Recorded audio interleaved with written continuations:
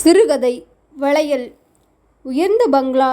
அதன் முன்பக்க காம்பவுண்டுக்குள் அடர்ந்து வளர்ந்திருந்த புல்வெளியின் நடுவில் சாய்வு நாற்காலி போட்டு அமர்ந்திருந்தாள் லட்சுமி அம்மாள். உடம்பில் இளம் ரோஸ் நிற வெல்வெட் சால்வையை கழுத்தில் இருந்து முழங்கால் வரை போர்த்தியிருந்தாள். சாய்வு நாற்காலிக்கு முன்னால் இருந்த ஸ்டூலில் விரித்து வைக்கப்பட்டிருந்த பகவத்கீதை புத்தகம் காற்றில் படபடத்து கொண்டிருந்தது. அம்மா வணக்கம்மா என்றபடி தலையில் வளையல் பெட்டியுடன் ஒருத்தி வந்து நின்றாள். என்ன வேணும்?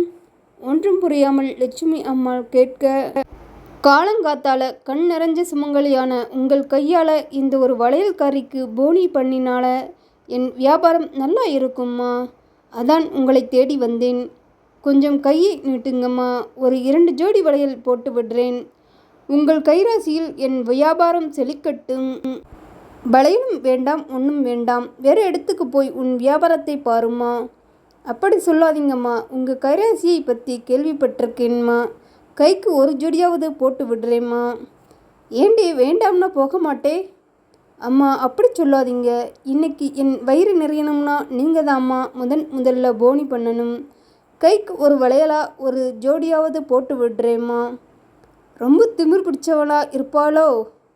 சொல்லிக்கிட்டே இருக்கேன், சும்மா வளவளங்கிற கைராசியாம் கைராசி. வேண்டாம்னா பேசாமல் போக வேண்டியது தானே.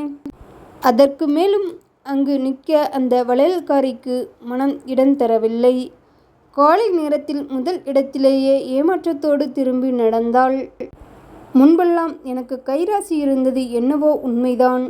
ஆனால் போன மாதம் கார் விபத்தில் 2 கையும் இல்லாமல் போயிடுச்சே. அப்புறம் கைராசி மட்டும் என்ன வேண்டி கிடக்கு? உள்ள குமுறல் கண்கள் இரண்டிலும் சூடான கண்ணீரை கண்ணமேடுகளில் வலியச் செய்ய நழுவிய சால்வையை பல்லால் கடித்து சரி செய்து கொண்டாள் லட்சுமி அம்மாள்.